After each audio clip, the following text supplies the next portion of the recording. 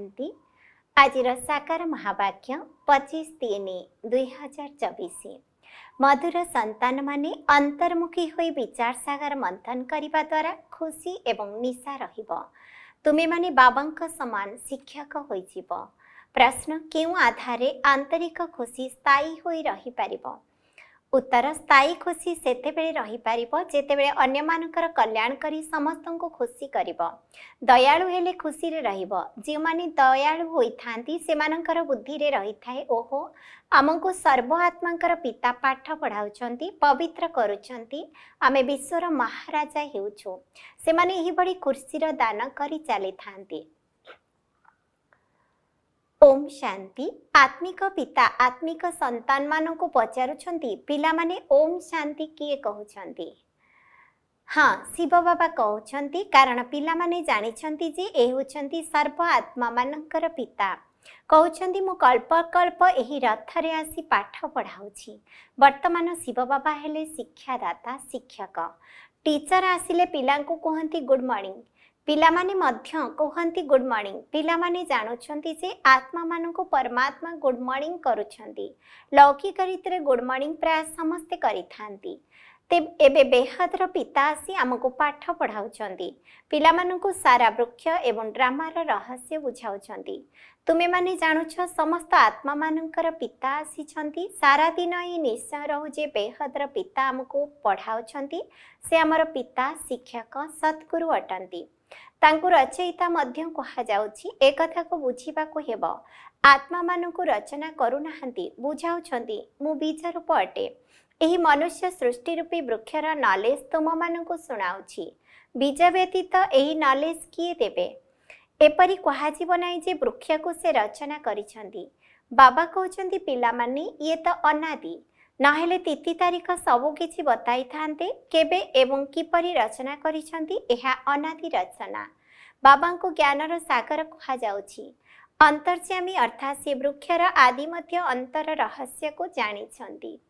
मनुष्य सृष्टिर बीज रूप हेउछंती बाबा। से ही ज्ञानर सागर अटंती। तांकठारे सबु ज्ञान रहिछि। से ही आसी पिला माननको पढ़ाउछंती। मनुष्य माने कहउछंती शांति किपरि हेबो? तुमे माने कहउछ शांति तो शांतिर सागर ही स्थापन करिवे। से शांति, सुख एवं ज्ञानर सागर अटंती। केउ ज्ञान? सृष्टिर आदि मध्य अंतर ज्ञान। से माने तो शास्त्र को ज्ञान बोली भाबुछंती।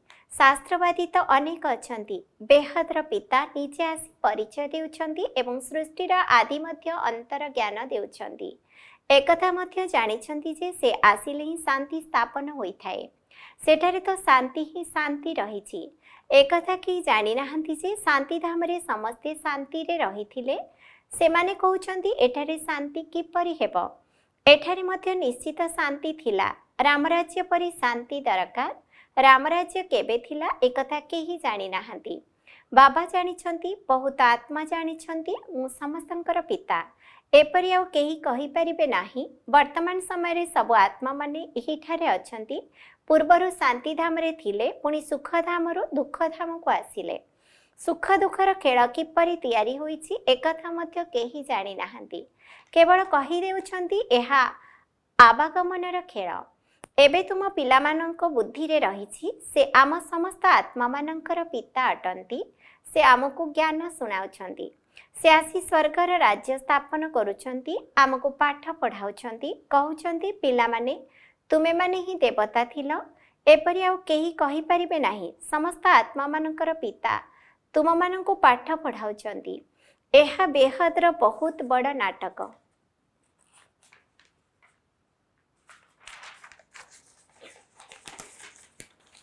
सेमाने लक्ष लक्ष वर्ष कही देउछंती। तुमे कहउछ एहा हेउची 5000 वर्षर खेल। एबे तुमे माने जानुछ शांति दुई प्रकार। गोटी हेउची शांति धामर, अन्यटी सुख धामर। पिला मानक बुद्धि रे रहुची। समस्त आत्मा मानकर बाबा हमको पढ़ाउछंती। एहा कोनोसी शास्त्र रे नाही। से बेहदर पिता अटंती। समस्त धर्मावलंबी तांको अल्लाह, गॉड फादर, प्रभु आदि कहउछंती। तेबे तांकर पाठ पढ़ा निश्चित उच्च होइथिबो। एकथा सारा दिन बुद्धि रे रहिबा दरकार। बाबा कहउछंती मु तुम मानको नुआ कथा सुनाउछि, नुआ प्रकार रे पाठ पढ़ाउछि। तुमे माने पुणी अन्य मानको पढ़ाउछ। भक्ति मार्ग रे देवी मानकर बहुत सम्मान रही। वास्तव में ए ब्रह्मा हेउछंती बड़ माँ, एहांकु केवल पिता कुहाजिब, माता पिता एहांकु कुहाजिब। एही मातांक द्वारा बाबा तुम मानंकु पोष्य करूछंती, बच्चे बच्चे कहउछंती। बाबा कहउछंती मु प्रत्येक 5000 वर्ष परे तुमको एही ज्ञान सुनाउछि। एही चक्र तुमर बुद्धि रे अछि, तुमे माने गोटिए गोटिए शब्द नुआ सुनुछ। ज्ञानर सागर बाबांकर एहा हेउछि आत्मिक ज्ञान। आत्मिक पिता ही ज्ञानर सागर अटंती। आत्मा कहूछि हे बाबा, पिला माने सब कथा भल भाबरे बुद्धि रे धारण करूछंती। अंतर्मुखी हे एपरि विचार सागर मंथन कले खुशी एवं नशा रहिब। बड़ा टीचर हेउछंती शिव बाबा, से पुणी तुम मानकु टीचर करूछंती, किंतु सेमानंक भितरे मध्य क्रमानुसारे रहिछंती। बाबा जानिछंती ए पिला बहुत भल पाठ पढ़ाउछि, समस्ते खुशी हेउछंती। कहंती एपरि बाबांक पाखकु हमकु जल्दी नहीं चलो, जे तुमको एपरि कराइछंती। बाबा कहउछंती मु एहांकर बहुत जन्मर अंतिम जन्म रे प्रवेश करी तुम मानकु पाठ पढ़ाउछि। कल्प कल्प मु केते थर ए भारत को आसीछि, तुमे माने ई नुआ कथा सुनी आश्चर्य होछ। बेहदर पिता हमको पाठ पढ़ाउछंती। तांकर भक्ति मार्ग रे बहुत नाम रहिछि। केही परमात्मा, राम, प्रभु, आल्ला कहउछंती। जणे टीचरंकर देखंतु बहुत नाम रखी देइछंती। टीचरंकर गोटिए नाम रही थाए ना, कण अनेक नाम रही थाए कि? अनेक भाषा मध्य रहिछि। केही खुदा, केही गॉड कण कण कहि देउछंती, किंतु से निजे जानिछंती जे मु पिलामानकु पाठ पढ़ाइबा पई आसीछि। जेतेबेले पाठ पढ़ी देवता हेबे, सेतेबेले विनाश हेब। वर्तमान तो पुराना दुनिया, ताकु नुआ किए करिवे? बाबा कहउछंती एहा मोर ही पाठ अटे। मु ड्रामार बंधन रे रहिछि। पिलामाने एकथा मध्य जानिछंती जे भक्तिर बहुत विस्तार रहिछि। एहा मध्य खेल अधाकल्प भक्ति चालुछि। एबे बाबा आसीछंती, से ही आमको पाठ पढ़ाउछंती, से शांति स्थापन करूछंती। जेतेबेले एही लक्ष्मी नारायणकर राज्य थिला, सेतेबेले शांति थिला। एठारे अशांति रहिछि। बाबा एक अटंती, आत्मा अनेक रहिछंती। एहा केते आश्चर्यजनक खेल अटे। सर्व आत्मा मानकर बाबा आमको पाठ पढ़ाउछंती, तेणु बहुत खुशी रे रहिबा दरकार। तुमे माने जानुछ आमे होछु गोप गोपी एवं बाबा गोपी बल्लभ। केवल आत्मा मानकु गोप गोपी कहा जाए नाही, शरीर सहित रहिथिबार गोप गोपी अथवा भाई भौणी कहा जाउछि। आमे गोपी बल्लभ शिव बाबांकर संतान। गोप गोपी अक्षर बहुत मधुर। गायन मध्य रहिछि अच्युतम केशवम गोपी बल्लभम जानकी नाथम। एही सब महिमा वर्तमानर, परंतु न जानिथिबा कारणरू सब कथा गुड़ गुड़ माठिया करि देउछंती। बाबा बसी विश्वर इतिहास भूगोल सुनाउछंती। सेमाने तो केवल एही खंड को जानिछंती। सत्यजुगरे काहार राज्य थिला, केते समय चलीथिला, एकथा जानि नाहंती। कारण कल्पर आयुष लक्षे वर्ष कहि देइछंती। बिल्कुल घोर अंधकार रे अछंती। एबे बाबा आसी सृष्टि चक्रर नॉलेज देउछंती, जहाकु जानिबा द्वारा तुमे माने त्रिकालदर्शी त्रिनेत्री हेउछ। एहा हेउछि पाठ पढ़ा।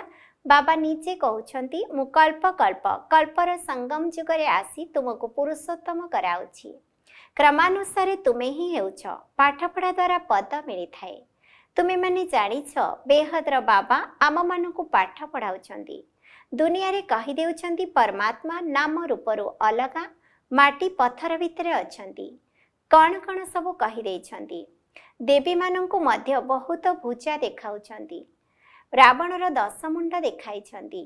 पिला माने अनुभव करिबा दरकार जे सर्व आत्मा मानंकर पिता आमको पाठ पढ़ाउछंती, पावन करूछंती। तेणु आंतरिक खुशी रहिबा उचित। किंतु सेतेबेले खुशी रहिबो जेतेबेले अन्य मानकर कल्याण करी समस्तंकु खुशी करिबो। सेतिपई दयालु हुओ। ओहो, बाबा हमको विश्वर महाराजा करि देउछंती।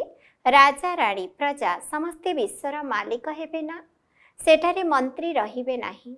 वर्तमान राजा नाहंती, केवल मंत्री ही मंत्री। एबे तो प्रजांकर उपरे प्रजा ही राज्य चलेछि। तेबे घड़ी घड़ी बुद्धि रे रहिबा दरकार जे बेहदर पिता आमको कौन पढ़ाउछंती।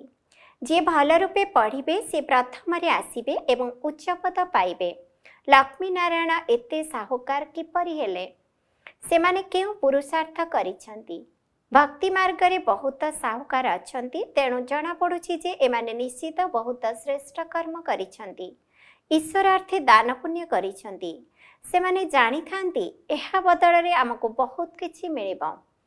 परवर्ती जन्म रे साहुकार हेबे, किंतु सेमाने इनडायरेक्ट देई थांती, तेणु अल्प काल पई मिली थाए। वर्तमान बाबा डायरेक्ट आसीचंती, समस्ते तांको मने पकाउछंती, आसी पवित्र कर। एपरि केही कहूनांती जे ज्ञान दे एपरि लक्ष्मी नारायण कर। मनुष्य मानक बुद्धि रे कृष्ण ही मने पड़ी थांती। बाबा को न जानिबा कारणरू बहुत दुखी होई जाइछंती। बाबा तुम मानक दैवी संप्रदाय करुछंती। तुमे माने शांति धाम को जाई पुणी सुख धाम को आसीबो। बाबा बहुत भल भाबरे बुझाउछंती। पिला माने जदिओ एठारे सुनुछंती, किंतु एपरि जेपरि किछि सुनु ही नाहंती। पत्थर बुद्धि पारस बुद्धि हेउनाहांती। सारा दिन बाबा बाबा मने रहिबा दरकार। स्त्रीर प्राण पति पछे पछे किपरि बाहरी जाई थाए। स्त्रीर बहुत स्नेह रही थाए। एठरे तुमे समस्ते संतान अट, पुणी भी क्रमानुसारे अछना। तुमे माने जानुछ बेहदर बाबा को आमे घड़ी घड़ी भूली जाउछु। बाबा कहउचंती मते मने पकाइले तुमर विकर्म विनाश हेबो, पुणी भूली जाउछ। अरे एपरी बाबा जे तुम मानू विश्वर मालिक करुछंती, तांको तुमे माने काहेके भूली जाउछ? मायार तूफान तो आसीबो, तथापि तुमे माने चेष्टा करी चलो। बाबा को मने पकाइले संपत्ति मिलिबो।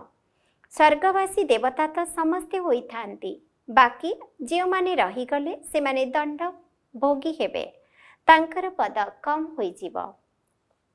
ए सब नुआ कथा। एक कथा सेतेबेले ध्यान रे रहिबो जेतेबेले बाबा एवं टीचर माने रहिबे। तुमे टीचर को मध्य भूली जाइछ। बाबा कहउछंती से पर्यंत मु अछि, जे पर्यंत विनाशर समय आसी सब किछि ज्ञान यज्ञ रे स्वाहा न होईछि, से पर्यंत पाठ पढ़ा चलिबो। तुमे माने कहउछ सब किछि त पढ़ाइले, पुणी कोन पढ़ाइबे? बाबा कहउछंती नुआ नुआ पॉइंट्स बाहरुछि, तुमे माने सुनी खुशी हेउछ ना? भल भाव पाठ पढ़ एवं सुदामा सदृश जहाँ ट्रांसफर करिबार अछि करि दियो। जहाँ मध्य बहुत बड़ व्यापार यह। बाबा व्यापार रे बहुत विशाल हृदय संपन्न थिले। गोटिए टंकारु गोटिए अणा धार्मिक कार्य पई बाहर करुथिले। जदि हेउथिले मध्य क्षति हेउथिले मध्य सर्वप्रथम ए कार्य पई रखिबाको पडुथिला। कहंती तुमे माने जेतिकी भरिबो तुमको देखि समस्ते भरिबे, बहुतंकर कल्याण हेबो। से थिला भक्ति मार्ग। एठारे तो सब किछि बापा को देई देइछ। बाबा तो ए सब किछि नियो। बाबा कहउचंती तुम मानकु सारा विश्वर राजत्व देउछि। विनाशर साक्षात्कार चतुर्भुजर मध्य साक्षात्कार हेला। से समय बुद्धि रे आसिला मु विश्वर मालिक हेबी। बाबांकर प्रवेशता थिला ना, विनाश देखिली। बास एही दुनिया शेष होई जीवो, तेणु एही धंदा आदि कौन करिबी? गदाई अर्थात कलिजुगी तुच्छ पदार्थ छाड़ी देली। मते राजत्व मिलुछि। बाबा तुमको बुझाउछंती सारा दुनियार विनाश हेबो। तुम मानकु कुंभकर्ण निद्रारु जाग्रत करिबाकु केते पुरुषार्थ करिबाकु पडुछि, तथापि मध्य जाग्रत हेउनाहांती। पिलामानकु एकमात्र बाबा को ही मने पकाइबाकु हेबो।